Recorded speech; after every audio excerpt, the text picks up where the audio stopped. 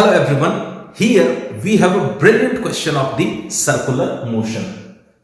We need to find the work done on a particle having mass m by a force which is given by this expression.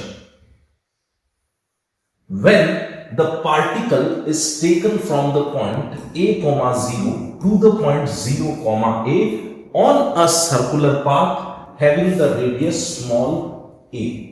And this entire motion is happening in the xy plane. Out of these four options, only one is correct. So first of all, we'll draw this circle. For this circle, we consider the origin here, the center of the circle is at the origin.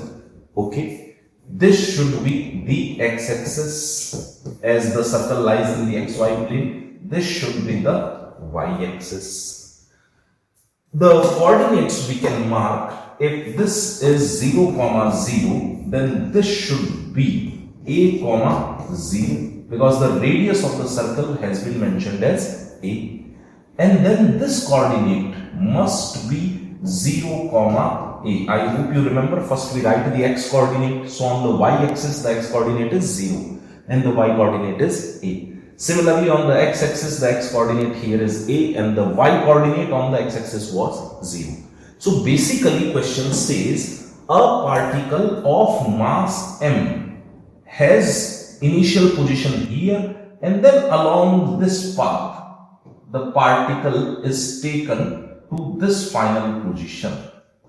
Particle is taken from a, 0 to 0, a.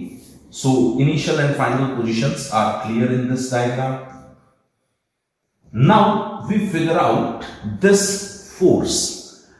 X and y coordinates are involved in the force. So at any general point P, let's say this is some point P. For this point P, we take this height as the y. We take this distance as x. Okay, the P point has the coordinate x, y. This distance is x, this distance is y. Agree with this? Here is 90-degree angle. So by Pythagoras theorem, we can figure out this length. This length comes out to be root of x square plus y square by the Pythagoras theorem.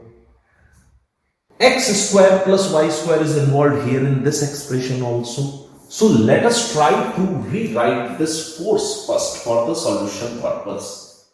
The F vector was given as k bracket x upon x square plus y square power 1 by 2, and we can write the power 3 also here.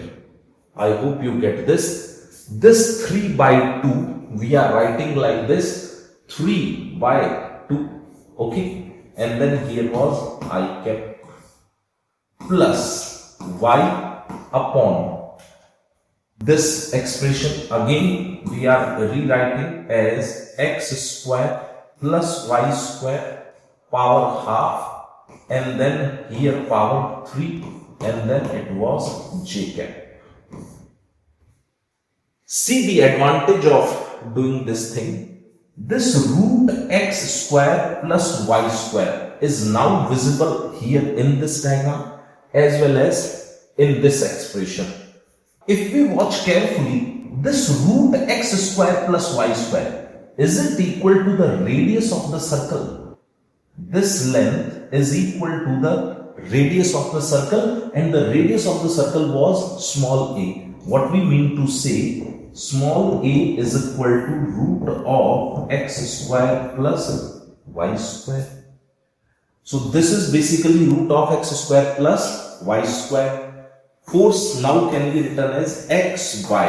This entire data, this we can write as a and then q plus.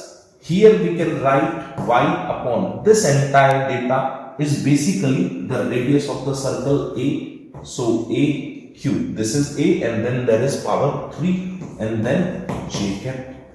A cube we can take outside common. So the force is k by a cube x I cap plus y j.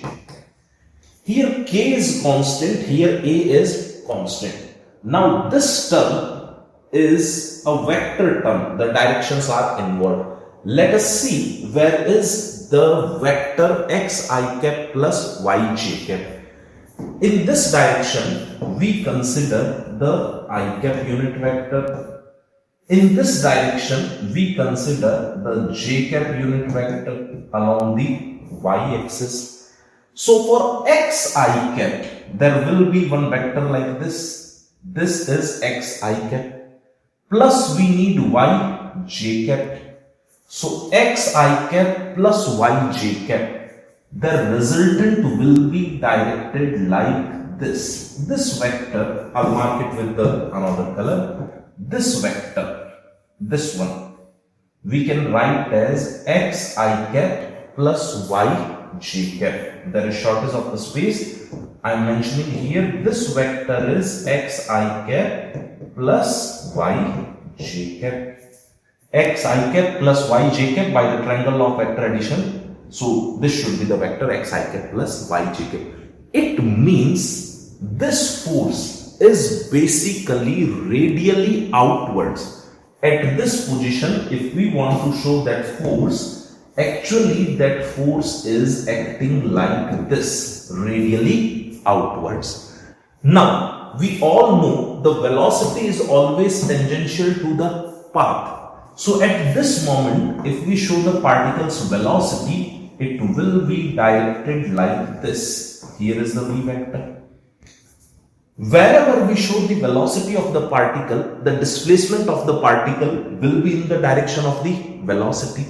So the displacement is in this direction, along the direction of the v vector. It means the angle between the force vector and the velocity vector is 90 degree. Or we can say the angle between the force vector and the displacement vector is 90 degree.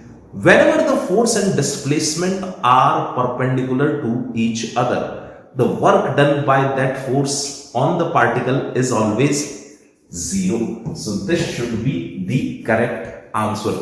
Basically, if you encounter such a format for the circular motion, this force is actually radially outwards. So the force is here, velocity is in this direction, so displacement is in this direction.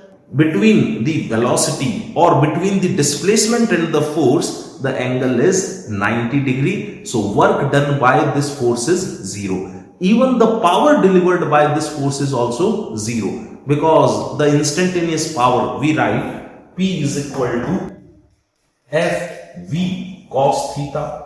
The force is in this direction, v is in this direction, angle between the force and velocity is 90 degree. So the power delivered by this force is also 0. I hope you enjoyed the solution. If you have any other doubt, you can post that in comment box. And if you enjoyed this video, please like it, share it with your friends, and kindly subscribe to this channel. Which part of calculation you enjoyed most? Let me know in the comment box. Stay awesome. See you again, and thank you.